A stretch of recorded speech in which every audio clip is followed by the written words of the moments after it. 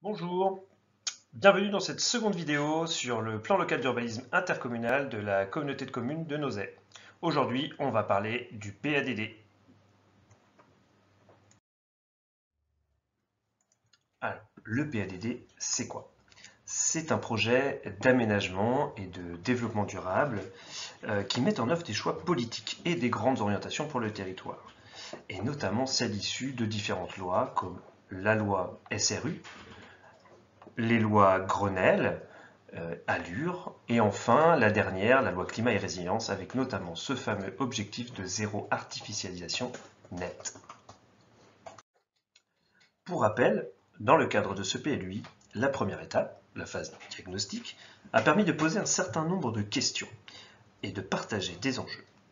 La seconde étape pose les bases d'un projet de territoire, c'est celle du PADD, ce projet sera lui ensuite décliné dans des outils réglementaires et opérationnels, les orientations d'aménagement et de programmation, les OAP, le règlement et le zonage, et enfin des annexes qui accompagnent les pièces de ce PLUI.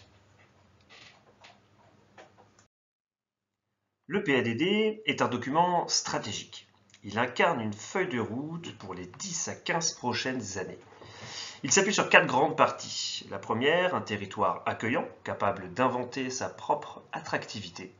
Le second, un territoire productif et ses espaces économiques. Le troisième, un territoire connecté, ouvert et protégé. Et enfin, une quatrième partie, un territoire équilibré aux polarités complémentaires.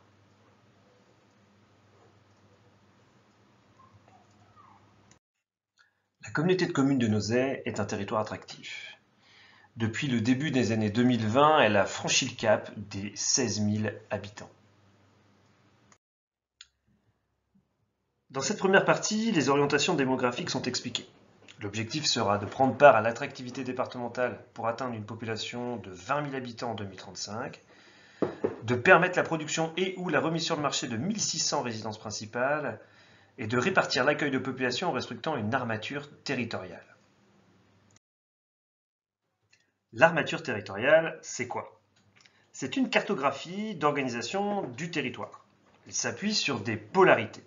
Le premier niveau, le pôle structurant, Nozay, sur lequel est fléché près d'un tiers de l'apport démographique.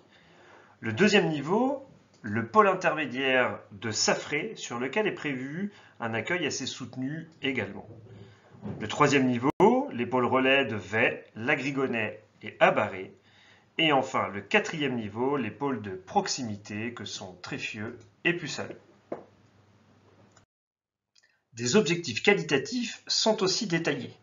Pour une offre de logement pour tous, il faut proposer un parcours résidentiel complet à l'échelle du territoire. Il faut favoriser l'accessibilité et prévoir 20% de logements abordables supplémentaires, ou encore orienter 90% de la production dans les 7 bourgs.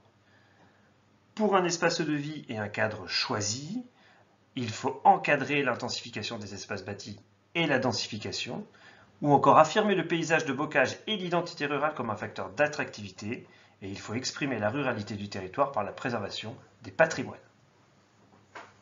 La seconde partie parle d'économie, d'un territoire productif. Productif car il crée des emplois, des richesses, en s'appuyant sur des ressources locales et en façonnant les paysages.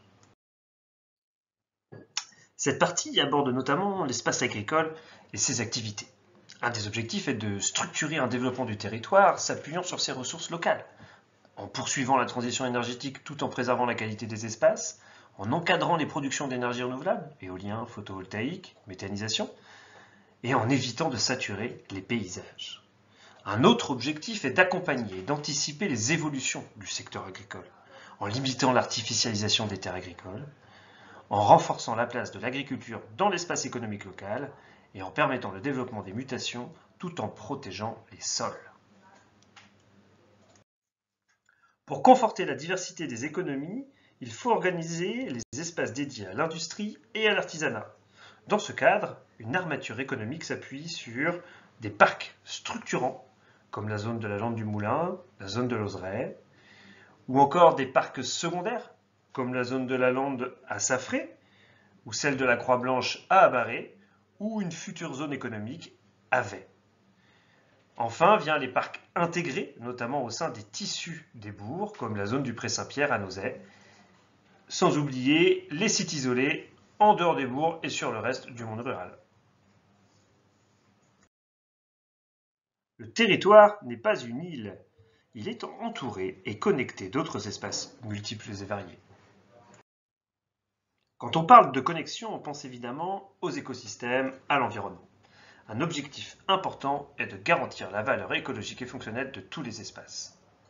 Pour ce faire, il faut assurer la qualité des continuités écologiques et la richesse de la biodiversité, en valorisant les composantes de la trame verte et en adaptant les modes de protection, en révélant la trame bleue et en assurant la qualité des milieux aquatiques, en affirmant la place de la nature dans les espaces urbains. La trame verte et bleue, c'est quoi?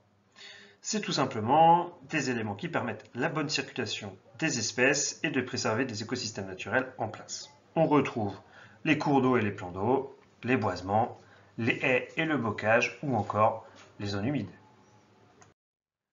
Le territoire doit aussi se conforter à l'actualité et aux défis de demain. Et pour cela, il faut se connecter au reste du monde et favoriser les mobilités décarbonées. En organisant la desserte et en améliorant l'accessibilité au territoire, en renforçant les modes de déplacement actifs et favorisant l'émergence de nouvelles mobilités, et surtout faire des centralités de véritables nœuds multimodaux et d'organisation des réseaux. Il faudra également un autre enjeu, révéler les identités du territoire et le potentiel touristique, en valorisant les sites emblématiques du territoire et en travaillant les effets de porte d'entrée, ou encore il faudra promouvoir le circuit des 7 étangs, par exemple, et les milieux naturels associés comme un parcours emblématique du territoire. La dernière partie aborde la notion de l'équilibre territorial et de ses polarités complémentaires. Cette partie se confronte notamment à la question de la sobriété foncière et de la capacité d'accueil du territoire. En prenant en compte la récente loi Climat et Résilience, mais aussi et surtout le projet de territoire, des objectifs ont été déclinés. S'inscrire dans une démarche de sobriété foncière et promouvoir un développement urbain cohérent autour de toutes les centralités. Structurer une armature territoriale autour de 7 centralités dynamiques et équipées. Et enfin, limiter le mitage historique sans nier l'identité rurale du territoire de la communauté de communes de Nozay.